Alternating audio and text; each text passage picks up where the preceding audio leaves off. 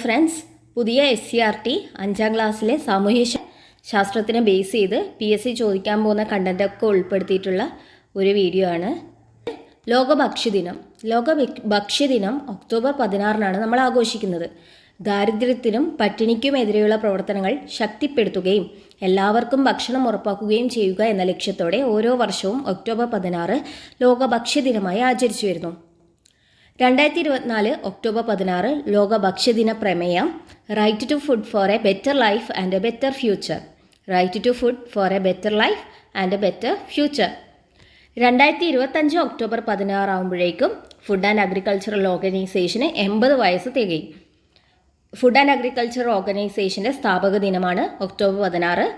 അതാണ് നമ്മൾ ഭക്ഷ്യദിനമായിട്ട് ആചരിക്കുന്നത്. 1945 ഒക്ടോബർ 16 ഇത് നിലവിൽ വന്നത്. നിലവിലെ ഡയറക്ടർ ജനറൽ ക്യൂ ഡോങ്ക്യൂ ആണ്.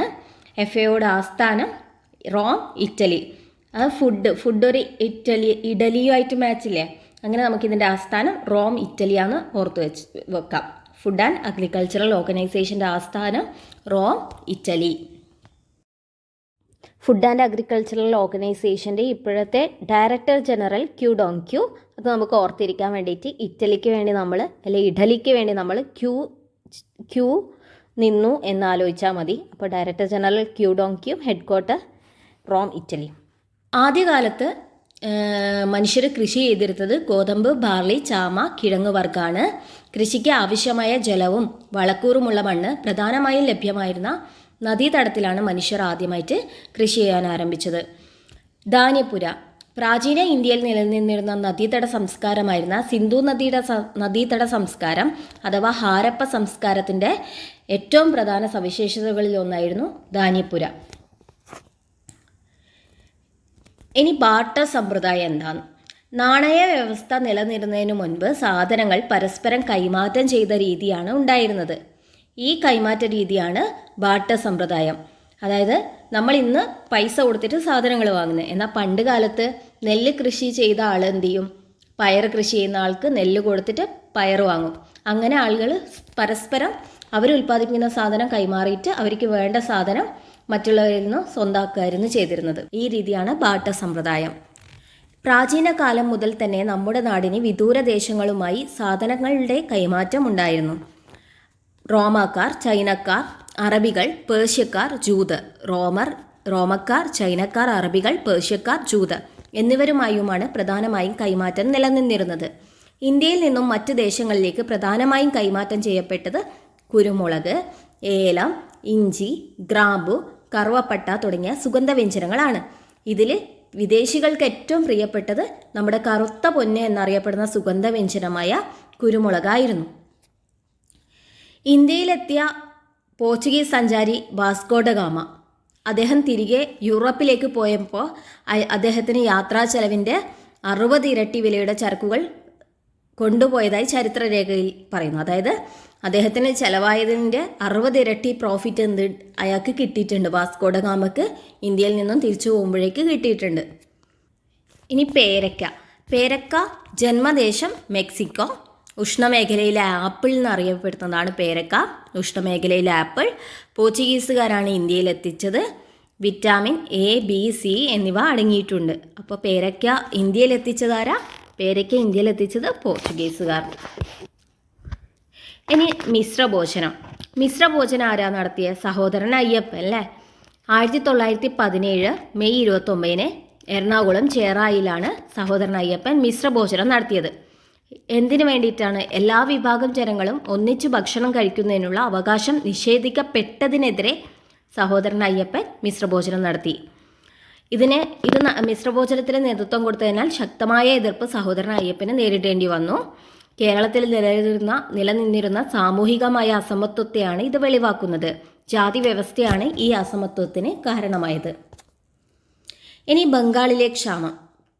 ബ്രിട്ടീഷ് ഭരണകാലത്തെ അമിതമായ സാമ്പത്തിക ചൂഷണം ഇന്ത്യയിൽ ഭക്ഷ്യക്ഷാമത്തിന് കാരണമാവുകയും തൽഫലമായി നിരവധി പേർ മരണപ്പെടുകയും ചെയ്തു. ഇതിനൊരു ഉദാഹരണമാണ് 1943 ബംഗാളിലുണ്ടായ ഭക്ഷ്യക്ഷാമം. 1943 ബംഗാളിൽ എന്തുണ്ടായി? ഭക്ഷ്യക്ഷാമം ഉണ്ടായി. എങ്ങനെയുണ്ടായേ?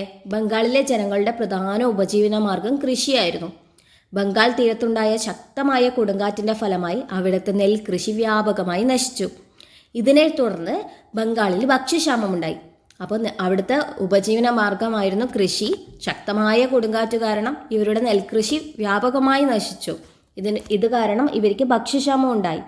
ഈ ക്ഷാമകാലത്ത് ഏകദേശം 30 ലക്ഷം പേർ പട്ടിണി മൂലം മരണപ്പെട്ടു. ബംഗാളിൽ ഭക്ഷ്യക്ഷാമം ഉണ്ടായത് 1943. ഇനി ദാരിദ്ര്യത്തിനും പട്ടിണിക്കും കാരണമാകുന്ന ഘടകങ്ങൾ: കാലാവസ്ഥയിൽ ഉണ്ടാകുന്ന മാറ്റം, യുദ്ധം, തൊഴിലില്ലായ്മ, സമ്പത്തിൻ്റെ വിതരണത്തിലെ അസമത്വം. ദാരിദ്ര്യ നിർമ്മാർജ്ജനത്തിനായി കേരള സർക്കാർ രൂപം കൊടുത്തിട്ടുള്ള ഒരു പദ്ധതിയാണ് കുടുംബശ്രീ മിഷൻ. ദാരിദ്ര്യ നിർമ്മാർജ്ജനത്തിനായി കേരള സർക്കാർ രൂപം കൊടുത്തിട്ടുള്ള ഒരു പദ്ധതിയാണ് കുടുംബശ്രീ മിഷൻ. ദേശീയ ഭക്ഷ്യസുരക്ഷാ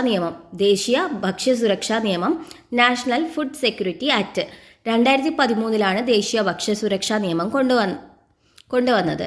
ലക്ഷ്യം: എല്ലാവർക്കും ഭക്ഷ്യസുരക്ഷ ഉറപ്പാക്കുക. ഈ ലക്ഷ്യം മുൻനിർത്തി പ്രവർത്തിക്കുന്ന ശക്തമായ ഒരു പൊതുവിതരണ സമ്പ്രദായം നമ്മുടെ രാജ്യത്ത് നിലവിലുണ്ട്.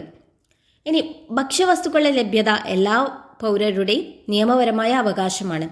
ഇത് നമ്മുടെ ടെക്സ്റ്റിലുള്ള ഒരു സ്റ്റേറ്റ്മെൻ്റാണ്. ഭക്ഷ്യവസ്തുക്കളുടെ ലഭ്യത എല്ലാ പൗരരുടെയും നിയമപരമായ അവകാശമാണ്. എന്നാൽ വസ്തുക്കളുടെ ലഭ്യത നിയമപരമായ അവകാശവുമാണ്. അതേപോലെ തന്നെ നമ്മുടെ ഭരണഘടനാപരമായ അവകാശമാണ് അല്ലേ. ആർട്ടിക്കിൾ 21 ജീവിക്കാനുള്ള അവകാശത്തിൽ പെടുന്നതാണ് ഭക്ഷ്യവസ്തുക്കളുടെ ലഭ്യത. അപ്പോൾ അതൊരു നിയമപരമായ അവകാശം, അതേപോലെ തന്നെ ഭരണഘടനാപരമായ അവകാശം കൂടിയാണ്. ഇനി 2023 UN എന്തായിട്ടാണ് പ്രഖ്യാപിച്ചത്? അന്താരാഷ്ട്ര ചെറുധാന്യ വർഷം അല്ലേ, മില്ലറ്റ് ഇയർ ആയിട്ട് പ്രഖ്യാപിച്ചു 2023. എന്തായിരുന്നു ലക്ഷ്യം? ചെറുധാന്യങ്ങളുടെ ഉൽപ്പാദനവും ഉപഭോഗവും പ്രോത്സാഹിപ്പിക്കുക. പുല്ലുവർഗത്തിൽപ്പെട്ട ധാന്യവിളകളാണ് ചെറുധാന്യം. എന്ത് വർഗത്തിൽപ്പെട്ടതാണ്? പുല്ലുവർഗത്തിൽപ്പെട്ട ധാന്യവിളകളാണ് ചെറുധാന്യങ്ങൾ. ഹൃദയ സംബന്ധമായ പ്രശ്നങ്ങളെയും മറ്റ് ജീവിതശൈലി രോഗങ്ങളെയും നിയന്ത്രിക്കാൻ ചെറുധാന്യങ്ങൾക്ക് കഴിയും. ഹൃദയ സംബന്ധമായ പ്രശ്നങ്ങളെയും മറ്റ് ജീവിതശൈലി രോഗങ്ങളെയും നിയന്ത്രിക്കാൻ ചെറുധാന്യങ്ങൾക്ക് കഴിയും. ഇനി ചെറുധാന്യങ്ങൾക്ക് നമുക്ക് എക്സാമ്പിൾ പഠിക്കാം. മണിച്ചോളം, ജോവർ. മണിച്ചോളത്തിൻ്റെ മറ്റൊരു പേരാണ് ജോവർ. ബാർലി, വരക്. മണിച്ചോളം, ബാർലി, വരക്, ബജ്ര, റാഗി, തിന തുടങ്ങിയവ ചെറുധാന്യത്തിൽ ഉൾപ്പെടുന്നു. ഇനി നമ്മുടെ ടെക്സ്റ്റിലുള്ള ഒരു കവിതയാണ് NV കൃഷ്ണവാര്യരുടെ പഠിപ്പു തീർന്നാൽ. NV കൃഷ്ണവാര്യരുടെ പഠിപ്പു തീർന്നാൽ. അപ്പോൾ പഠിപ്പു തീർന്നാൽ എന്നുള്ള കവിത എഴുതിയത് NV കൃഷ്ണവാര്യരാണ്. അതിൽ ഒരു വരികളാണ്: ചോദ്യം: പഠിപ്പു തീർന്നാൽ പള്ളിക്കുടം വിട്ടു കഴിഞ്ഞെന്നാൽ പറയുക പിന്നീട് എന്തൊരു പണിക്കു പോകും നീ. അതാണ് പഠിപ്പു തീർന്നാൽ NV കൃഷ്ണവാര്യരുടെ കവിത. വരുമാനത്തിനായി ഒരു വ്യക്തി കായികമായോ ഭൗതികമായോ ചെയ്യുന്ന പ്രവർത്തനമാണ് തൊഴിൽ. വരുമാനത്തിനായി ഒരു വ്യക്തി കായികമായോ ഭൗതികമായോ ചെയ്യുന്ന പ്രവർത്തനമാണ് തൊഴിൽ. തൊഴിലിന് പ്രതിഫലം കൂലിയായോ ശമ്പളമായോ ലഭിക്കുന്നു. എങ്ങനെയാണ് പ്രതിഫലം ലഭിക്കുന്നത്? കൂലി അല്ലെങ്കിൽ ശമ്പളം. വ്യക്തികളുടെ പ്രധാന വരുമാന മാർഗമാണ് തൊഴിൽ. ഇനി കൂലിയും ശമ്പളവും തമ്മിലുള്ള വ്യത്യാസം: കരാർ പ്രകാരം, അതായത് കൂലിയാണ്. കരാർ പ്രകാരം സേവനങ്ങൾ നിർവഹിച്ചതിന് തൊഴിലുടമ തൊഴിലാളിക്ക് നൽകുന്ന പ്രതിഫലമാണ് കൂലി. മണിക്കൂറുകളുടെയോ ദിവസത്തിൻ്റെയോ അടിസ്ഥാനത്തിലാണ് കൂലി നിശ്ചയിക്കപ്പെടുന്നത്. എന്നാൽ പ്രതിമാസ അടിസ്ഥാനത്തിൽ ജീവനക്കാർ നിർവഹിക്കുന്ന ജോലിക്ക് തൊഴിലുടമ നൽകുന്ന പ്രതിഫലമാണ് ശമ്പളം. അതായത് മണിക്കൂറിനോ ദിവസത്തിനോ കൊടുക്കുന്നതാണെങ്കിൽ കൂലിയും, പ്രതിമാസ അടിസ്ഥാനത്തിൽ ജീവനക്കാർക്ക് ലഭിക്കുന്നത് ശമ്പളവും. ഇനി ആസ്തികൾ. വിവിധ രൂപത്തിലുള്ള ധനവിഭവങ്ങളെയാണ് ആസ്തികൾ എന്നറിയപ്പെടുന്നത്. കെട്ടിടം, വസ്തുവകകൾ തുടങ്ങിയവ ആസ്തികൾക്ക് ഉദാഹരണമാണ്. ആസ്തി എന്ന് വെച്ചാൽ വിവിധ രൂപത്തിലുള്ള ധനവിഭവം. കെട്ടിടം, വസ്തുവകകളൊക്കെ ആസ്തികൾക്ക് എക്സാമ്പിളാണ്. പലതരം വരുമാന സ്രോതസ്സുകളാണ്. പിന്നെ അതിൽ നമുക്ക് എങ്ങനെയാണ് വരുമാനം കിട്ടുന്നതെന്നും. കൃഷിയിൽ നിന്ന് നമുക്ക് എങ്ങനെയാണ് വരുമാനം കിട്ടുന്നത്? വിളയായിട്ടല്ലേ. കൃഷിയിൽ നിന്നും വിളയായിട്ടാണ് നമ്മുടെ വരുമാനം കിട്ടുന്നത്. ഇനി നമ്മളൊരു തൊഴിൽ ചെയ്യുകയാണെങ്കിൽ നമുക്ക് എന്ത് കിട്ടും? ഇപ്പോൾ കൂലി അല്ലെങ്കിൽ ശമ്പളമായിട്ടാണ് നമ്മുടെ വരുമാനം. അപ്പോൾ കൃഷിയിൽ നിന്നും വിള, തൊഴിലിൽ നിന്നും കൂലി അല്ലേ ശമ്പളം. ഇനി ഒരു ബിസിനസ് നടത്തുന്ന ആൾക്കാണെങ്കിൽ അയാളുടെ വരുമാനം ആ ബിസിനസ്സിൻ്റെ ലാഭമാണ്. ഇനി ബാങ്കിൽ പൈസ നിക്ഷേപിച്ച ആൾക്ക് അവരുടെ വരുമാനം പലിശയാണ്. ഇനി ആസ്തി എന്ന് പറഞ്ഞാൽ എന്താ? കെട്ടിടം അല്ലെ വസ്തുവകകൾ അല്ലേ. അതിൽ നിന്ന് നമുക്ക് എന്താ കിട്ടുക? വാടക അല്ലെങ്കിൽ പാട്ടം. ഇനി ഓഹരി നിക്ഷേപത്തിൽ നിന്ന് നമുക്ക് എന്ത് കിട്ടും? ലാഭവിഹിതം. ഇനി കാർഷിക തൊഴിലുകളുണ്ട്, കാർഷികേതര തൊഴിലുകളുണ്ട്. കാർഷിക തൊഴിലുകൾ എന്താ? പ്രകൃതി വിഭവം ഉപയോഗപ്പെടുത്തി ഭക്ഷ്യവസ്തുക്കളുടെയും നാരുകളുടെയും ഉൽപ്പാദനത്തിനായി സസ്യങ്ങൾ വളർത്തുന്നത്, കന്നുകാലി വളർത്തൽ, മത്സ്യകൃഷി തുടങ്ങിയവ കാർഷിക തൊഴിലുകളാണ്. അതായത് പ്രകൃതി വിഭവം ഉൾപ്പെടുത്തി ഭക്ഷ്യവസ്തുക്കളുടെയും നാരുകളുടെയും ഉൽപ്പാദനത്തിനായി സസ്യം വളർത്തുന്നത്, കന്നുകാലി വളർത്തൽ, മത്സ്യകൃഷി തുടങ്ങിയവ കാർഷിക തൊഴിലുകളാണ്. ഇന്ത്യയുടെ സമ്പദ് വ്യവസ്ഥയിൽ കൃഷി ഒരു പ്രധാന പങ്ക് വഹിക്കുന്നു.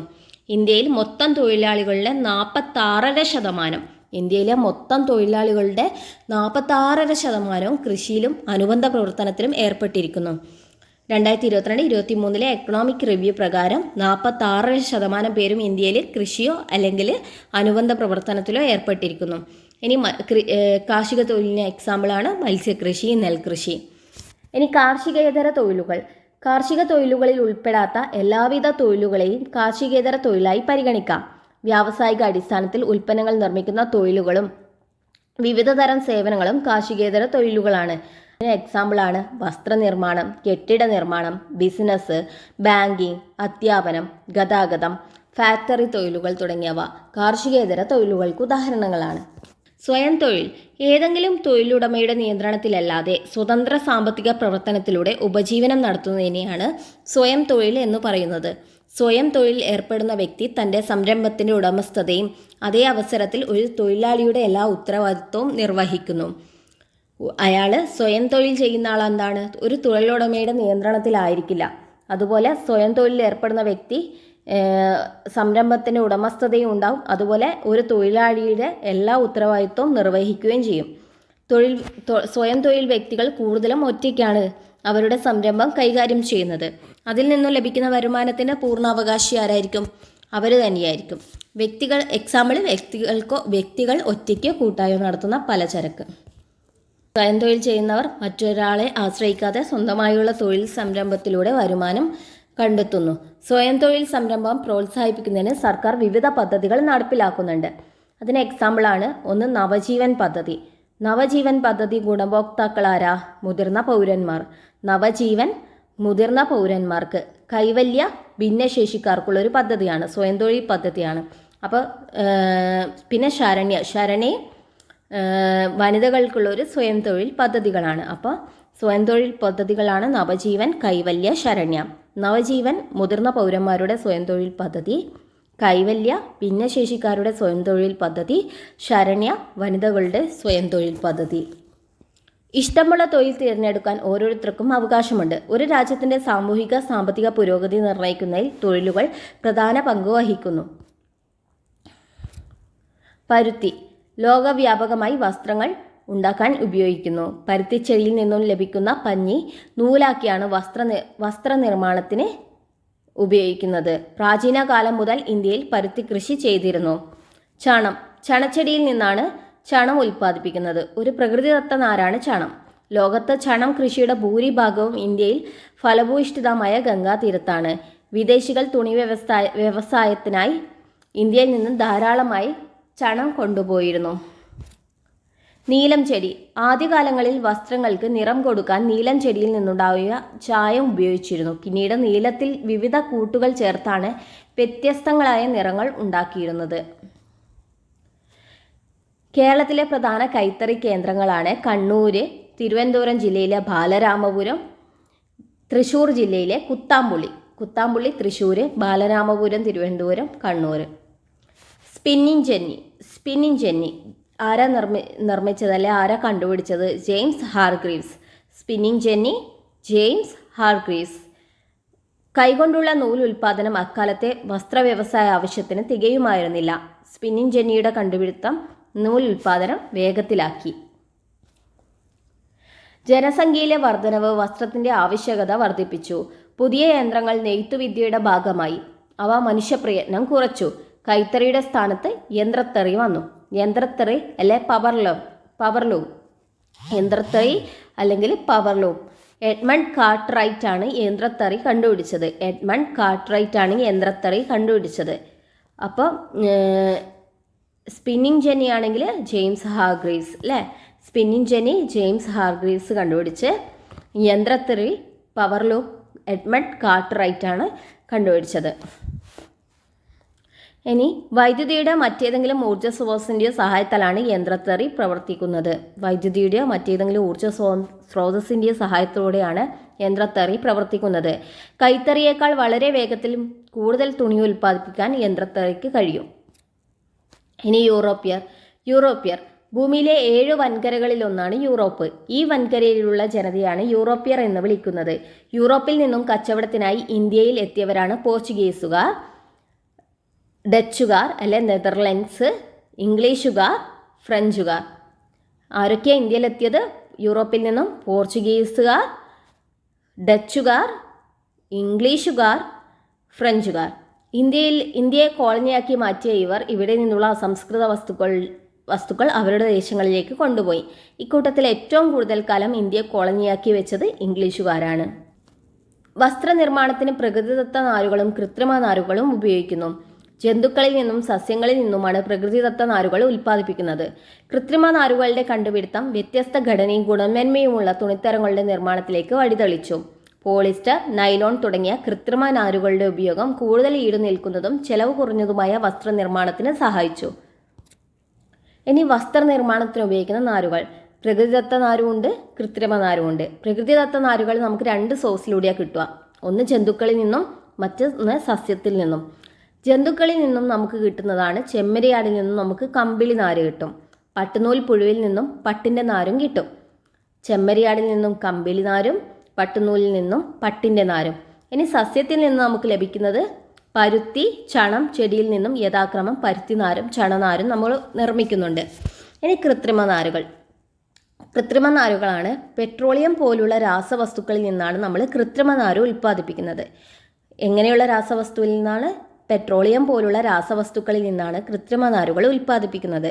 പ്രകൃതിദത്ത നാരുകളേക്കാൾ കൃത്രിമ നാരുകൾ ഉപയോഗിച്ചുള്ള തുണിത്തരം ഉൽപ്പാദിപ്പിക്കാൻ പൊതുവെ ചെലവ് കുറവാണ്. പെട്ടെന്ന് ചുളിവുണ്ടാവില്ല എന്ന മേന്മയും ഇതിനുണ്ട്. ഇതിന് എക്സാമ്പിൾ ആണ് പോളിസ്റ്റർ, നൈലോൺ, റയോൺ എന്നിവ. തെക്കൻ കേരളത്തിലെ താഴ്ന്ന ജാതിക്കാർ എന്ന് പറയപ്പെട്ടിരുന്ന ചാന്നാർ വിഭാഗങ്ങളിലെ സ്ത്രീകൾക്ക് മേൽവസ്ത്രം ധരിക്കുന്നതിനുള്ള അവകാശം അനുവദിച്ചുകൊണ്ട് അന്നത്തെ തിരുവിതാംകൂർ രാജാവായ ഉത്രം തിരുനാള് മാർത്താണ്ഡവർമ്മ വിളംബരം പുറപ്പെടുപ്പിച്ചത് 1859 ജൂലൈ 26. അതായത് ചാന്നാർ സ്ത്രീകൾക്ക് എങ്ങനെ വസ്ത്രം ഇനി അണിയാം എന്ന് പറഞ്ഞിട്ട് ഉത്തരവ് പുറപ്പെടുവിച്ച തിരുവിതാംകൂർ രാജാവാണ് ഉത്രം തിരുനാൾ മാർത്താണ്ഡവർമ്മ. ഉത്തരവ് പുറപ്പെടുവിച്ച ദിവസം 1859 ജൂലൈ 26. അത് നമുക്ക് ഉത്രം തിരുനാളിനെ എങ്ങനെ ഓർത്തിരിക്കാന്ന് വെച്ചാൽ, അതായത് ഉടയാട ധരിക്കാനുള്ള അവകാശം കൊടുത്തത് ഉത്രം തിരുനാൾ. ഉടയാട, ഉത്രം, ആ രീതിയിൽ നമുക്ക് ഓർത്തു വെക്കാം. ഇനി തിരുവിതാംകൂർ തെക്കൻ കേരളത്തിലെ ഭൂരിഭാഗം പ്രദേശങ്ങളും മധ്യ കേരളത്തിലെ ചെറിയൊരു ഭാഗവും ഇന്ന് തമിഴ്നാടിൻ്റെ ഭാഗമായ കന്യാകുമാരി ജില്ലയും ഉൾപ്പെട്ട നാട്ടുരാജ്യമാണ് തിരുവിതാംകൂർ. ഏതൊക്കെയാണ്? തെക്കൻ കേരളത്തിൻ്റെ ഭൂരിഭാഗം പ്രദേശം, മധ്യ കേരളത്തിൻ്റെ ചെറിയൊരു ഭാഗം, പ്ലസ് ഇന്നത്തെ കന്യാകുമാരി ജില്ലയിൽ ഉൾപ്പെട്ടതാണ് തിരുവിതാംകൂർ. 18-ാം നൂറ്റാണ്ടിൻ്റെ പകുതിയോടെ അനിഴം തിരുനാൾ മാർത്താണ്ഡവർമ്മയുടെ കാലത്താണ് തിരുവിതാംകൂർ നാട്ടുരാജ്യം വിസ്തൃതി പ്രാപിച്ചത്. അപ്പോൾ ആരുടെ കാലത്താണ് തിരുവിതാംകൂർ വിസ്തൃതി പ്രാപിച്ചത്? അനിഴം തിരുനാൾ മാർത്താണ്ഡവർമ്മയുടെ കാലത്ത്. 1956 കേരള സംസ്ഥാന രൂപീകരണത്തോടെ ഈ നാട്ടുരാജ്യം കേരള സംസ്ഥാനത്തിൻ്റെ ഭാഗമായി. 1956. മേൽമുണ്ട് സമരം. 19-ാം നൂറ്റാണ്ടിൻ്റെ തുടക്കത്തിൽ തെക്കൻ തിരുവിതാംകൂറിലെ സ്ത്രീകൾ മാറുമറയ്ക്കാൻ വേണ്ടി നടത്തിയ സമരമാണ് മേൽമുണ്ട് സമരം. അപ്പോൾ മേൽമുണ്ട സമരം എവിടെയാ? തെക്കൻ തിരുവിതാംകൂറിലാണ് നടന്നത് 19-ാം നൂറ്റാണ്ടിൻ്റെ തുടക്കത്തിൽ. അക്കാലത്ത് ഉയർന്ന ജാതിയിൽപ്പെട്ടവരെന്ന് പറയപ്പെട്ട സ്ത്രീകൾക്ക് മാത്രമേ മേൽവസ്ത്രം ധരിക്കാൻ അവകാശമുണ്ടായിരുന്നുള്ളൂ. താഴ്ന്ന ജാതിക്കാരായി കരുതപ്പെട്ടിരുന്ന വിഭാഗങ്ങളിലെ സ്ത്രീകൾക്ക് മേൽജാതിക്കാരുടെ മുന്നിൽ മാറുമറയ്ക്കാനുള്ള അവകാശമുണ്ടായില്ല. ഇതിനെതിരെ 19-ാം നൂറ്റാണ്ടിൻ്റെ ആദ്യഘട്ടത്തിൽ ഈ അവകാശം നേടിയെടുക്കാൻ നടത്തിയ സമരമാണ് മേൽമുണ്ട് സമരം. പലതരം ചൂഷണങ്ങൾക്കെതിരെ ഒരു സമരായുധമായി വസ്ത്രത്തെ കഴിഞ്ഞ കാലങ്ങളിൽ ഉപയോഗിച്ചിട്ടുണ്ട്.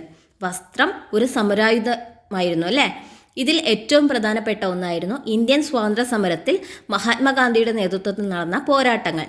ഖാദിയും ചർക്കയും നൂൽപ്പും വിദേശ വസ്ത്ര ബഹിഷ്കരണവും ഗാന്ധിജിയുടെ സ്വാതന്ത്ര്യ സമരത്തിന്റെ ഭാഗമാക്കി. ചർക്കയിൽ നൂറ്റുണ്ടാക്കുന്ന ഖാദി വസ്ത്രങ്ങളെയാണ് ഗാന്ധിജി പ്രോത്സാഹിപ്പിച്ചത്. ഖാദി വസ്ത്രം ധരിക്കുവാൻ അദ്ദേഹം ജനങ്ങളോട് ആഹ്വാനം ചെയ്തു. ഇത്തരത്തിൽ സ്വദേശി വസ്ത്രം നിർമ്മിച്ച് ഉപയോഗിച്ചുകൊണ്ട് വിദേശ വസ്ത്രം ബഹിഷ്കരിക്കാനാണ് ഗാന്ധിജി ആവശ്യപ്പെട്ടത്. വസ്ത്രത്തെയും വസ്ത്രധാരണത്തെയും സമരായുധമാക്കിക്കൊണ്ട് അദ്ദേഹം സ്വാതന്ത്ര്യ സമരം ഒരു ബഹുജന പ്രക്ഷോഭമാക്കി മാറ്റി. ഇന്ത്യൻ സ്വാതന്ത്ര്യത്തിൽ സ്വദേശി പ്രസ്ഥാനത്തിന്റെ പ്രതീകമായി ചർക്ക മാറി. ഖാദി വസ്ത്രം ധരിക്കലും ഖാദി തൊപ്പി അണിയലും ദേശാഭിമാനത്തിന്റെ അടയാളമായി. സ്വദേശി പ്രസ്ഥാനത്തിന്റെ പ്രതീകം ചർക്ക, ഖാദി വസ്ത്രം ധരിക്കലും ഖാദി തൊപ്പി അണിയലും ദേശാഭിമാനത്തിന്റെ അടയാളമായി. സ്വദേശി പ്രസ്ഥാനം ആരംഭിച്ചത് 1905 ഓഗസ്റ്റ് 7. 1905 ഓഗസ്റ്റ് 7 സ്വദേശി പ്രസ്ഥാനം ആരംഭിച്ചത്. ലക്ഷ്യം ബ്രിട്ടീഷ് നിർമ്മിത വസ്തുക്കൾ ഉപേക്ഷിക്കുകയും ഇന്ത്യൻ നിർമ്മിത വസ്തുക്കളുടെ ഉൽപ്പാദനവും ഉപയോഗവും പ്രോത്സാഹിപ്പിക്കുകയും ചെയ്യുക. ബ്രിട്ടീഷ് വസ്തുക്കൾ ഉപേക്ഷിക്കുക, ഇന്ത്യൻ നിർമ്മിത വസ്തുക്കളുടെ ഉൽപ്പാദനവും ഉപയോഗവും പ്രോത്സാഹിപ്പിക്കുകയും ചെയ്യുക. 1905 ഓഗസ്റ്റ് 7 സ്വദേശി പ്രസ്ഥാനം ആരംഭിച്ചത്. സ്വദേശി പ്രസ്ഥാനം ആരംഭിച്ച ഓഗസ്റ്റ് 7 ദേശീയ കൈത്തറി ദിനമായിട്ട് 2015 മുതൽ ഇന്ത്യയിൽ ആചരിച്ചു വരുന്നു. അതായത് ഓഗസ്റ്റ് 7 ദേശീയ കൈത്തറി ദിനമായിട്ട് ആചരിക്കാൻ തുടങ്ങിയത് 2015 മുതലാണ്. ഓഗസ്റ്റ് 7 2015 മുതൽ ദേശീയ കൈത്തറി ദിനമായിട്ട് ആചരിച്ചു വരുന്നു. ഖാദി പ്രസ്ഥാനം ആരംഭിച്ചത് 1918 ഗാന്ധിജിയുടെ നേതൃത്വത്തിൽ. ഖാദി പ്രസ്ഥാനം 1918 ഗാന്ധിജിയുടെ നേതൃത്വത്തിൽ. ഇന്ത്യൻ സ്വാതന്ത്ര്യ സമര ചരിത്രത്തിൽ ഖാദിക്ക് സവിശേഷമായ സ്ഥാനമുണ്ട്. ഖാദി പ്രസ്ഥാനം ശക്തമായതോടെ ഇന്ത്യൻ ഗ്രാമങ്ങളിൽ നിന്ന് ചർക്കയുടെ ശബ്ദം ഉയർന്നു. ഖാദി വസ്ത്രത്തിന്റെ പ്രചാരം ഇന്ത്യയിലെമ്പാടും വ്യാപകമായി. വടക്കുനോക്കിയ യന്ത്രം. ദിശ അറിയുന്നതിന് ഉപയോഗിക്കുന്ന ഉപകരണമാണ് വടക്കുനോക്കിയ യന്ത്രം. സ്വതന്ത്രമായി ചലിക്കുന്ന കാന്തസൂചി തെക്കുവടക്ക് ദിശയിൽ നിലകൊള്ളുന്നു. സ്വതന്ത്രമായി സഞ്ചരിക്കുന്ന കാന്തസൂചി തെക്കുവടക്ക് ദിശയിൽ നിലകൊള്ളുന്നു എന്ന തത്വമാണ് ഈ ഉപകരണത്തിന്റെ അടിസ്ഥാനം. സൂചിയിൽ പ്രത്യേകമായി രേഖപ്പെടുത്തിയ അക്രം വടക്കു ദിശയെ സൂചിപ്പിക്കുന്നു. സമുദ്രയാത്രയിൽ ദിശയറിയുന്നതിന് നാവികർ പണ്ടുകാലം മുതലേ ഈ ഉപകരണം ഉപയോഗിച്ചിരുന്നു.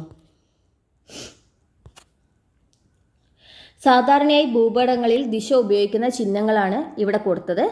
ജസ്റ്റ് ഒന്ന് ഓർത്തിരിക്കാൻ വേണ്ടിയിട്ട്. എപ്പോഴും നോർത്തിനെയാണ് കൂടുതൽ ഫോക്കസ് ചെയ്തിട്ടുള്ളത്. ഇനി നമ്മുടെ ഭൂപടത്തിൽ കുറുകെയുള്ള രേഖകൾ അക്ഷാംശ രേഖകളാണ്. നെടുകെയുള്ള രേഖകൾ രേഖാംശ രേഖകളാണ്. അതെങ്ങനെ ഓർത്തിരിക്കുക എന്ന് വെച്ചാൽ കുറയ്ക്കുന്ന നമ്മളെങ്ങനെ എഴുതുക? ഹൊറിസോണ്ടൽ ആയിട്ടുള്ള ലൈനല്ലേ, 1 കുറക്കണം 2 അങ്ങനെ എഴുതുമ്പോൾ കുറക്കുന്നത്. അപ്പോൾ ഹൊറിസോണ്ടൽ ലൈനാണ് എന്ത്? അക്ഷാംശ രേഖ അല്ലേ. നെടുകെയുള്ള രേഖ അല്ലെ വെർട്ടിക്കൽ ലൈനാണ് രേഖാംശ രേഖ. ഇനി നമ്മൾക്ക് ഇവിടെ തന്ന ഗ്ലോബിൽ റെഡ് ലൈൻ എന്താണ് സൂചിപ്പിക്കുന്നത്? ഭൂമധ്യരേഖ എന്താക്കുന്നുണ്ട്? ഭൂമിനെ 2 ഈക്വൽ പാർട്ടാക്കുന്നുണ്ട് അല്ലേ. 2 അർദ്ധഗോളങ്ങളായിട്ട് ഭൂമധ്യരേഖ ഭൂമിയെ വിഭജിക്കുന്നു. അതിൽ വടക്കേ അർദ്ധഗോളം അല്ലെ ഉത്തര അർദ്ധഗോളവും തെക്കേ അർദ്ധഗോളം അല്ലെ ദക്ഷിണ അർദ്ധഗോളവും ആയിരിക്കും. ഭൂമധ്യരേഖയും അതിന് സമാന്തരമായി മുകളിലും താഴെയും വരച്ചിരിക്കുന്ന വൃത്താകൃതിയിലുള്ള മറ്റു രേഖകളാണ് അക്ഷാംശ രേഖ. അതായത് ഭൂമധ്യരേഖയ്ക്ക് സമാന്തരമായി വരയ്ക്കുന്ന മറ്റു വൃത്താകൃതിയിലുള്ള രേഖകൾ അക്ഷാംശ രേഖ. ഇനി അക്ഷാംശ രേഖയ്ക്ക് ലംബമായിട്ട് നെടുകെ വരച്ചിരിക്കുന്ന രേഖകളാണ് അർദ്ധവൃത്താകൃതിയിലുള്ള രേഖകളാണ് രേഖാംശ രേഖകൾ. രേഖാംശ രേഖ എന്താ? അർദ്ധവൃത്താകൃതി അല്ലേ. ഒരു നോർത്ത് പോളിൽ നിന്ന് സൗത്ത് പോളിലേക്ക് അർദ്ധവൃത്താകൃതിയിലാണ് വരക്കാൻ പറ്റുക. ആ രേഖകളാണ് രേഖാംശ രേഖകൾ.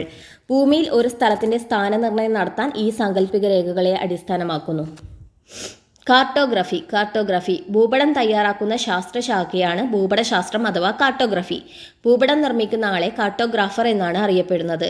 നമ്മുടെ രാജ്യത്ത് ഭൂപടം നിർമ്മിക്കുന്നതിനും പരിശോധിക്കുന്നതിനും പ്രസിദ്ധീകരിക്കുന്നതിനും ചുമതലപ്പെട്ട കേന്ദ്ര സർക്കാർ ഏജൻസിയാണ് സർവേ ഓഫ് ഇന്ത്യ. അപ്പോൾ സർവേ ഓഫ് ഇന്ത്യയാണ് നമ്മുടെ രാജ്യത്ത് ഭൂപടം നിർമ്മിക്കാനും പരിശോധിക്കാനും പ്രസിദ്ധീകരിക്കാനും ചുമതലപ്പെട്ട കേന്ദ്ര സർക്കാർ ഏജൻസി. സർവേ ഓഫ് ഇന്ത്യയുടെ ആസ്ഥാനം ഉത്തരാഖണ്ഡിലെ ഡെറാഡൂൺ. സർവേ ഓഫ് ഇന്ത്യയുടെ ആസ്ഥാനം എവിടെയാണ്? ഉത്തരാഖണ്ഡിലെ ഡെറാഡൂൺ. അപ്പോൾ കാർട്ടോഗ്രഫി ഭൂപടം തയ്യാറാക്കുന്ന ശാസ്ത്രശാഖ. കാർട്ടോഗ്രാഫർ ഭൂപടം തയ്യാറാക്കുന്ന ആള്. സർവേ ഓഫ് ഇന്ത്യ ഇന്ത്യയിൽ ഭൂപടം നിർമ്മിക്കുകയും പ്രസിദ്ധീകരിക്കുകയും ചെയ്യുന്ന ഏജൻസി. ഇതിൻ്റെ ആസ്ഥാനം ഉത്തരാഖണ്ഡിലെ ഡെറാഡൂൺ. ഇനി 2 സംസ്ഥാനങ്ങളുമായി അതിർത്തി പങ്കിടുന്ന കേരളത്തിലെ ജില്ല വയനാട്. 2 സംസ്ഥാനങ്ങളുമായി അതിർത്തി പങ്കിടുന്ന കേരളത്തിലെ ജില്ലയാണ് വയനാട്. കർണാടകയും തമിഴ്നാടുമായിട്ട് വയനാട് അതിർത്തി പങ്കിടുന്നുണ്ട്. ഭാരതപ്പുഴ ഒഴുകുന്ന ദിശ കിഴക്കുനിന്നും പടിഞ്ഞാറോട്ട്. കേരളത്തിൽ മൊത്തം 44 നദിയുണ്ട്. അതിൽ 41 നദിയും പടിഞ്ഞാറോട്ടേക്കാണ് ഒഴുകുന്നത്, അതായത് അറബിക്കടലിലേക്കാണ് ഒഴുകുന്നത്. ബാക്കി 3 നദി, അതാണ് കബനി, ഭവാനി, പാമ്പാർ. കാവേരി നദിയുടെ പോഷക നദികളായ കബനി, ഭവാനി, പാമ്പാർ. ഇത് 3 ഒഴുകുന്നത് കിഴക്കോട്ടേക്കാണ്. അപ്പോൾ ഭാരതപ്പുഴ എങ്ങോട്ടേക്കാണ്? പടിഞ്ഞാറോട്ട്, അല്ലെ അറബിക്കടലിൽ പതിക്കുന്ന ഒരു നദിയാണ് ഭാരതപ്പുഴ. കേരളത്തിൻ്റെ അയൽ സംസ്ഥാനങ്ങളാണ് തമിഴ്നാടും കർണാടകയും. ഈ തമിഴ്നാടും കർണാടകയായിട്ട് അതിർത്തി പങ്കിടുന്ന കേരളത്തിലെ ജില്ലയാണ് വയനാട്. ഇന്ത്യയുടെ കിഴക്കുഭാഗത്തുള്ള കടൽ ബംഗാൾ ഉൾക്കടൽ. ഇന്ത്യയുടെ കിഴക്കുഭാഗത്ത് ഉള്ള കടൽ ബംഗാൾ ഉൾക്കടൽ. ഇന്ത്യയുടെ പടിഞ്ഞാറ് ഭാഗത്തുള്ള കടൽ, അതായത് കേരളത്തിൻ്റെ സൈഡിലുള്ള കടൽ അറബിക്കടൽ. ഇന്ത്യയുടെ തലസ്ഥാനം ന്യൂഡൽഹി. ഇന്ത്യയുടെ ഏറ്റവും വടക്കു ഭാഗത്തുള്ള കേന്ദ്രഭരണ പ്രദേശം ലഡാക്ക്. അരുണാചൽ പ്രദേശ് ഇന്ത്യയുടെ ഏതു ഭാഗത്ത് സ്ഥിതി ചെയ്യുന്നു? കിഴക്ക്. ഇന്ത്യയുടെ ഏറ്റവും കിഴക്കുള്ള സംസ്ഥാനമാണ് അരുണാചൽ പ്രദേശ്. ഇന്ത്യയുടെ തെക്കുഭാഗത്തുള്ള ഒരു അയൽരാജ്യം ശ്രീലങ്ക. ഇന്ത്യയുടെ തെക്കേ അറ്റത്തുള്ള കേന്ദ്രഭരണ പ്രദേശം ആൻഡമാൻ ആൻഡ് നിക്കോബാർ ഐലൻഡ്. ഇന്ത്യയുടെ അയൽരാജ്യങ്ങൾ നമുക്കൊരു കോഡ് വെച്ച് പഠിക്കാം. MBBS PN MCA. MBBS PN MCA. M for Maldives, B for Bhutan, B for Bangladesh, S for Sri Lanka, P for Pakistan, N for Nepal, and MCL M for Myanmar, C for China, A for Afghanistan. ഇന്ത്യക്ക് മൊത്തം 9 അയൽരാജ്യങ്ങളാണ്. 7 രാജ്യങ്ങൾ ഇന്ത്യയായിട്ട് കരാതിർത്തിയും 2 രാജ്യം ഇന്ത്യയായിട്ട് സമുദ്രാതിർത്തിയും. സമുദ്രാതിർത്തി പങ്കിടുന്ന 2 രാജ്യങ്ങളാണ് മാലിദ്വീപും ശ്രീലങ്കയും. പിന്നെ Indian ഉപഭൂഖണ്ഡത്തിലെ രാജ്യങ്ങൾ ഏതൊക്കെയാണ് ചോദിച്ചാൽ അതിനുള്ള കോഡ് MBBS പിന്നാണ്. അതായത് MBBS ഇപ്പോൾ MBBSനെ പിന്നെന്ന് പറയുമ്പോൾ പാകിസ്ഥാൻ, ഇന്ത്യ, നേപ്പാൾ, അത്രയും രാജ്യങ്ങളാണ് MBBS പിന്നാണ് ഇന്ത്യൻ ഉപഭൂഖണ്ഡത്തിലെ രാജ്യങ്ങൾ. MCA ഇന്ത്യൻ ഉപഭൂഖണ്ഡത്തിൽ പെടുന്നില്ല. മ്യാൻമാർ, ചൈന, അഫ്ഗാനിസ്ഥാൻ ഇന്ത്യൻ ഉപഭൂഖണ്ഡത്തിൽ ഉൾപ്പെടുന്നില്ല. പക്ഷേ ഇന്ത്യയുടെ അയൽരാജ്യങ്ങൾ ചോദിച്ചാൽ 9 അയൽരാജ്യങ്ങളാണ് ഉള്ളത്. ഉത്തർപ്രദേശ് ഇന്ത്യയുടെ ഏറ്റവും വടക്കു ഭാഗത്തെ സ്റ്റേറ്റാണ് ഉത്തർപ്രദേശ്. അതിർത്തി ഉള്ള രാജ്യം, ഉത്തർപ്രദേശിൻ്റെ അതിർത്തിയിലുള്ള മറ്റൊരു രാജ്യമാണ് നേപ്പാൾ. ഉത്തർപ്രദേശ് 8 ഇന്ത്യൻ സംസ്ഥാനങ്ങളുമായിട്ട് അതിർത്തി പങ്കിടുന്നുണ്ട്. ഇന്ത്യയുടെ പഞ്ചസാര കിണ്ണം എന്നറിയപ്പെടുന്ന സംസ്ഥാനം ചോദിച്ചാൽ ഉത്തർപ്രദേശാണ്. ഏറ്റവും കൂടുതൽ കരിമ്പ് കൃഷിയൊക്കെ ഉത്തർപ്രദേശിലാണ്. ഉത്തർപ്രദേശിലെ ഒരു നൃത്തകലയാണ് കഥക്ക്. ഉത്തർപ്രദേശിലെ പ്രധാന നഗരമാണ് കാൺപൂർ. കാൺപൂർ എവിടെയുള്ള ഒരു നഗരമാണ്? ഉത്തർപ്രദേശിൽ. ലക്നൗ, വാരണാസി, ആഗ്ര, അലഹബാദ്. ഇനി അശോക സ്തംഭത്തിലൂടെ ശ്രദ്ധേയമായ സാരാനാഥ് സ്ഥിതി ചെയ്യുന്നത് ഉത്തർപ്രദേശിലാണ്. അശോക സ്തംഭത്തിലൂടെ ശ്രദ്ധേയമായ സാരാനാഥ് സ്ഥിതി ചെയ്യുന്നത് ഉത്തർപ്രദേശിലാണ്. പോർച്ചുഗലിലെ ലിസ്ബൺ തുറമുഖത്തു നിന്നും 4 പായ്ക്കപ്പലിലായി 170 പേരടങ്ങുന്ന നാവിക സംഘത്തെ നയിച്ചുകൊണ്ട് വാസ്കോഡഗാമ ഇന്ത്യയെ തേടി യാത്ര തിരിച്ചു. പോർച്ചുഗലിലെ ലിസ്ബൺ തുറമുഖത്തു നിന്നുമാണ് യാത്ര ആരംഭിച്ചത്. 4 പായ്ക്കപ്പൽ, 170 പേരടങ്ങുന്ന നാവിക സംഘം. ഇതൊക്കെ കൊണ്ട് വാസ്കോഡഗാമ ഇന്ത്യയെ തേടി യാത്ര തിരിച്ചു. കാറ്റിൻ്റെ സഹായത്തോടെ തെക്ക് കിഴക്കോട്ട് യാത്ര ചെയ്ത് ആഫ്രിക്കയുടെ തെക്കേ അറ്റത്തെത്തി. തുടർന്ന് ആഫ്രിക്കയുടെ കിഴക്കേ തീരം വഴി വടക്കോട്ട് സഞ്ചരിച്ച് മലിന്തി തുറമുഖത്തെത്തി. അവിടെ നിന്നും നാവികരുടെ നിർദ്ദേശം സ്വീകരിച്ച് മൺസൂൺ കാറ്റിൻ്റെ സഹായത്തോടെ 1498 മെയ് 20 ഇന്ത്യയുടെ പടിഞ്ഞാറ് തീരത്ത് കോഴിക്കോടിനടുത്തുള്ള കാപ്പാട് തീരത്ത് എത്തിച്ചേർന്നു. നാവികരുടെ നിർദ്ദേശം സ്വീകരിച്ച് മൺസൂൺ കാറ്റിൻ്റെ സഹായത്തോടെ 1498 മെയ് 20 ഇന്ത്യയുടെ പടിഞ്ഞാറേ തീരത്ത് കോഴിക്കോടുള്ള കാപ്പാട് തീരത്ത് എത്തിച്ചേർന്നു. വാസ്കോഡഗാമയുടെ സഞ്ചാരപാതയാണ് ഈ റെഡ് കളറിലെ ലൈനിൽ കൊടുത്തിരിക്കുന്നത്. യൂറോപ്പിലെ പോർച്ചുഗലിൽ നിന്ന് യാത്ര ആരംഭിച്ച് തെക്ക് കിഴക്കോട്ട് സഞ്ചരിച്ചിട്ട് ആഫ്രിക്കയുടെ തെക്കേ അറ്റത്തെത്തി. തെക്കേ അറ്റത്തുനിന്ന് വടക്ക് കിഴക്കോട്ട് സഞ്ചരിച്ചിട്ട് മലിന്തി തുറമുഖത്തെത്തിയിട്ട് ഇന്ത്യയുടെ കാപ്പാട് ബീച്ചിലെത്തി. അപ്പോൾ ഇവിടെ എത്താൻ വാസ്കോഡ ഗാമനെ സഹായിച്ച കാറ്റ് മൺസൂൺ കാറ്റാണ്. വാസ്കോഡ ഗാമ യൂറോപ്പിൽ നിന്നും ഏതൊക്കെ സമുദ്രത്തിലൂടെയാണ് സഞ്ചരിച്ചിട്ടാണ് എത്തിയത്? വാസ്കോഡ ഗാമ ആഫ്രിക്കയുടെ തെക്കേ അറ്റത്തെത്തിയത് അറ്റ്ലാന്റിക് സമുദ്രത്തിലൂടെ സഞ്ചരിച്ചിട്ട് വാസ്കോഡ ഗാമ ഇന്ത്യയിലെത്തിയത് ഇന്ത്യൻ മഹാസമുദ്രത്തിലൂടെ സഞ്ചരിച്ചിട്ടു. അപ്പോൾ അറ്റ്ലാന്റിക് സമുദ്രവും ഇന്ത്യൻ മഹാസമുദ്രവും ഇത് 2 സമുദ്രത്തിലൂടെയാണ് വാസ്കോഡ ഗാമ സഞ്ചരിച്ചത്. അറ്റ്ലാന്റിക് സമുദ്രത്തിന് പടിഞ്ഞാറ് കാണപ്പെടുന്ന ഭൂഖണ്ഡങ്ങൾ ഏതൊക്കെയാണ്? അറ്റ്ലാന്റിക് സമുദ്രത്തിന്റെ പടിഞ്ഞാറ് നമുക്കിവിടെ കാണാൻ പറ്റും. വടക്കേ അമേരിക്കയും തെക്കേ അമേരിക്കയാണ് അറ്റ്ലാന്റിക് സമുദ്രത്തിന്റെ പടിഞ്ഞാറ് കാണപ്പെടുന്ന ഭൂഖണ്ഡം. ഇന്ത്യൻ സമുദ്രത്തിന് കിഴക്കു ഭാഗത്ത് കാണപ്പെടുന്ന ഭൂഖണ്ഡം. ഇവിടെ ഈ മാപ്പിൽ ഇന്ത്യൻ സമുദ്രത്തിന്റെ കിഴക്കു ഭാഗത്തായിട്ട് കാണപ്പെടുന്നത് ഓസ്ട്രേലിയൻ ഭൂഖണ്ഡമാണ്. ഏറ്റവും വിസ്തൃതി കൂടിയ ഭൂഖണ്ഡം ഏഷ്യ ഭൂഖണ്ഡം. ഏറ്റവും വിസ്തൃതി കൂടിയ ഭൂഖണ്ഡം ഏഷ്യ ഭൂഖണ്ഡം. അറ്റ്ലാന്റിക് സമുദ്രത്തിനും ഇന്ത്യൻ സമുദ്രത്തിനും ഇടയിൽ കാണപ്പെടുന്ന ഭൂഖണ്ഡമാണ് ആഫ്രിക്ക. അറ്റ്ലാന്റിക് സമുദ്രത്തിനും ഇന്ത്യൻ മഹാസമുദ്രത്തിനും ഇടയിൽ കാണപ്പെടുന്ന ഭൂഖണ്ഡം ആഫ്രിക്ക. തദ്ദേശ സ്വയംഭരണ സ്ഥാപനങ്ങൾ. ഗ്രാമപ്രദേശങ്ങളിലെ ത്രിതല പഞ്ചായത്ത് സംവിധാനങ്ങളായ ഗ്രാമപഞ്ചായത്ത്, ബ്ലോക്ക് പഞ്ചായത്ത്, ജില്ലാ പഞ്ചായത്ത് തുടങ്ങിയവയും നഗരപ്രദേശത്തിലെ ഭരണസ്ഥാപനമായ മുനിസിപ്പാലിറ്റി കോർപ്പറേഷൻ എന്നിവയെ ഉൾക്കൊള്ളുന്നതാണ് തദ്ദേശ സ്വയംഭരണ സ്ഥാപനം. അതായത് തദ്ദേശ സ്വയംഭരണ സ്ഥാപനം എന്തൊക്കെയാ? ഗ്രാമപ്രദേശത്തിലെ ത്രിതല പഞ്ചായത്ത് സംവിധാനമായ ഗ്രാമപഞ്ചായത്ത്, ബ്ലോക്ക് പഞ്ചായത്ത്, ജില്ലാ പഞ്ചായത്ത്. നഗരപ്രദേശത്ത് മുനിസിപ്പാലിറ്റി കോർപ്പറേഷൻ ഇവ ചേർന്നതാണ് തദ്ദേശ സ്വയംഭരണ സ്ഥാപനം. തദ്ദേശ സ്വയംഭരണ സ്ഥാപനം വഴി ജനങ്ങൾക്ക് ഭരണകാര്യങ്ങളിൽ നേരിട്ട് പങ്കാളിത്തം ലഭിക്കുന്നു. ഇപ്രകാരം ജനങ്ങൾ നേരിട്ടോ അവർ തിരഞ്ഞെടുക്കുന്ന പ്രതിനിധികളോ ഭരണപരമായ കാര്യങ്ങളിൽ തീരുമാനമെടുക്കുന്ന സംവിധാനമാണ് ജനാധിപത്യം. ജനങ്ങൾ നേരിട്ടോ അവർ തിരഞ്ഞെടുത്ത പ്രതിനിധികളോ ഭരണപരമായ കാര്യങ്ങളിൽ തീരുമാനമെടുക്കുന്നതാണ് ജനാധിപത്യം. ഇനി എബ്രഹാം ലിങ്കൺ എന്താണ് ജനാധിപത്യത്തെക്കുറിച്ച് പറഞ്ഞത്? ജനങ്ങൾക്ക് വേണ്ടി ജനങ്ങളാൽ നടത്തപ്പെടുന്ന ജനങ്ങളുടെ ഭരണമാണ് ജനാധിപത്യം. ജനങ്ങൾക്ക് വേണ്ടി ജനങ്ങളാൽ നടത്തപ്പെടുന്ന ജനങ്ങളുടെ ഭരണമാണ് ജനാധിപത്യം എന്ന് പറഞ്ഞത് എബ്രഹാം ലിങ്കൺ. ജനാധിപത്യത്തെക്കുറിച്ചുള്ള മഹാത്മാഗാന്ധി പറഞ്ഞത്, ജനാധിപത്യത്തെക്കുറിച്ചുള്ള എൻ്റെ സങ്കല്പം അതിനു കീഴിൽ ഏറ്റവും ദുർബലനും ശക്തരും തുല്യമായ അവസരം ഉണ്ടായിരിക്കണം എന്നാണ്. ജനാധിപത്യത്തെക്കുറിച്ചുള്ള എൻ്റെ സങ്കല്പം അതിനു കീഴിൽ ഏറ്റവും ദുർബലനും ശക്തനും തുല്യമായ അവസരം ഉണ്ടായിരിക്കണം എന്നാണ് മഹാത്മാഗാന്ധി. ജനാധിപത്യത്തിൻ്റെ ആദ്യ രൂപം ഉദയം ചെയ്തത് പുരാതന ഗ്രീസിലെ ഏതൻസിലാണ്. ജനാധിപത്യത്തിൻ്റെ ആദ്യ രൂപം ഉദയം ചെയ്തത് പുരാതന ഗ്രീസിലെ ഏതൻസിലാണ്. അതുകൊണ്ട് തന്നെ ലോകത്തിലെ ആദ്യ ജനാധിപത്യ രാജ്യം ഗ്രീസാണ്. അതുപോലെ ജനാധിപത്യത്തിൻ്റെ കളിത്തൊട്ടിൽ എന്നറിയപ്പെടുന്നതും ഗ്രീസാണ്. പൊതുകാര്യങ്ങളിൽ തീരുമാനമെടുക്കുന്ന പ്രക്രിയയിൽ എല്ലാ വിഭാഗം ജനങ്ങളെയും പങ്കെടുപ്പിച്ചിരുന്നില്ലെങ്കിലും ജനാധിപത്യം എന്ന ആശയം സംഭാവന ചെയ്യുന്നതിൽ ഏതൻസ് പ്രധാന പങ്ക് വഹിച്ചിട്ടുണ്ട്. ഇന്നു നിലവിലുള്ള ജനാധിപത്യ രീതിയുടെ തുടക്കം യുണൈറ്റഡ് കിങ്ഡത്തിൻ്റെ ഭാഗമായ ഇംഗ്ലണ്ടിൽ നിന്നാണ്. ഇന്നു നിലവിലുള്ള ജനാധിപത്യ രീതിയുടെ തുടക്കം യുണൈറ്റഡ് കിങ്ഡത്തിൻ്റെ ഭാഗമായ ഇംഗ്ലണ്ടിൽ നിന്നാണ്. അതുകൊണ്ട് തന്നെ ലോകത്തിലെ ഏറ്റവും പുരാതനമായ ആധുനിക ജനാധിപത്യ രാജ്യം ബ്രിട്ടനാണ്. ലോകത്തിലെ ഏറ്റവും പുരാതനമായ ആധുനിക ജനാധിപത്യ രാജ്യം ബ്രിട്ടനാണ്. തിരഞ്ഞെടുപ്പ്, ജനപ്രതിനിധിയുടെ ഭരണം, പാർലമെൻറ്റ് എന്നീ സംവിധാനം രൂപം കൊണ്ടത് ഇംഗ്ലണ്ടിലാണ്. എന്തൊക്കെ ഇംഗ്ലണ്ടിൽ രൂപം കൊണ്ട്? തിരഞ്ഞെടുപ്പ്, ജനപ്രതിനിധികളുടെ ഭരണം, പാർലമെൻറ്റ്. അതുകൊണ്ട് ബ്രിട്ടൻ എന്ത് പറയുന്നുണ്ട്?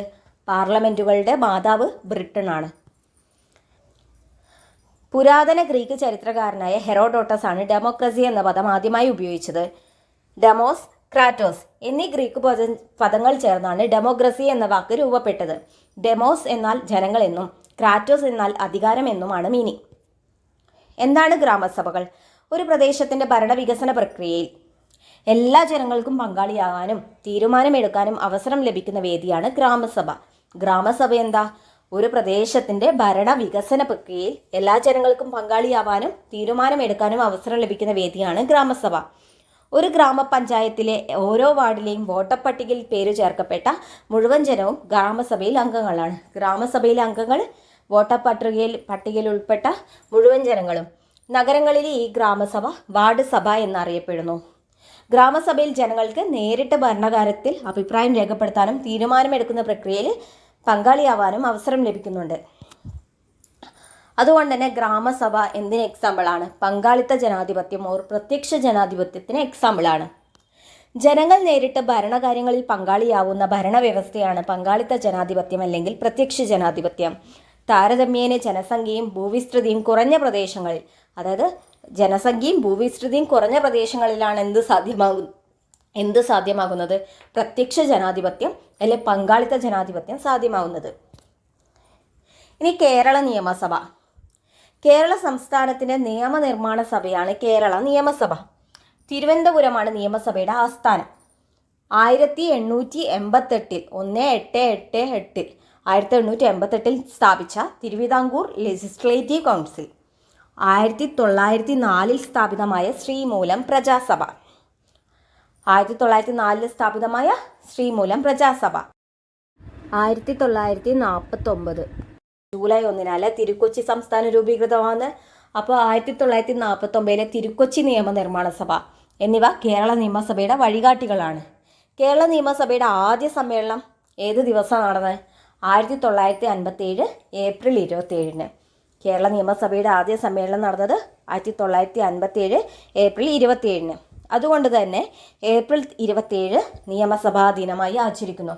നിയമസഭാ ദിനം ഏപ്രിൽ 27. ഏപ്രിൽ 27 നിയമസഭാ ദിനമായിട്ട് കേരളം ആചരിക്കുന്നു. ഗ്രാമസഭകളിൽ ജനങ്ങൾ നേരിട്ട് പങ്കാളിയാവുമ്പോൾ നിയമസഭയിൽ നമ്മുടെ പ്രതിനിധികളാണ് നമുക്ക് വേണ്ടി സംസാരിക്കുന്നത്. പരോക്ഷ ജനാധിപത്യം അല്ലെ പ്രാതിനിധ്യ ജനാധിപത്യം. ജനങ്ങൾ തിരഞ്ഞെടുക്കുന്ന പ്രതിനിധികൾ ജനങ്ങൾക്ക് വേണ്ടി ഭരണം നടത്തുന്ന ജനാധിപത്യ രീതിയാണ് പരോക്ഷ ജനാധിപത്യം അല്ലെങ്കിൽ പ്രാതിനിധ്യ ജനാധിപത്യം. അതായത് ഇപ്പോൾ നിയമസഭയിൽ നമ്മൾ തിരഞ്ഞെടുത്ത പ്രതിനിധികളാണ് നമുക്ക് വേണ്ടിയിട്ട് കാര്യങ്ങളൊക്കെ ചെയ്യുന്നത്. അതുകൊണ്ട് തന്നെ അതൊരു പരോക്ഷ ജനാധിപത്യം അല്ലെ പ്രാതിനിധ്യ ജനാധിപത്യത്തിന് എക്സാമ്പിളാണ്. എന്നാൽ ഗ്രാമസഭ ഒരു പ്രത്യക്ഷ ജനാധിപത്യത്തിന് എക്സാമ്പിളാണ്. ഇന്ത്യയെ പോലെ ജനസംഖ്യയും ഭൂവിസ്തൃതിയും കൂടിയ രാജ്യങ്ങളിൽ പ്രാതിനിധ്യ ജനാധിപത്യമാണ് പ്രായോഗികമായിട്ടുള്ളത്.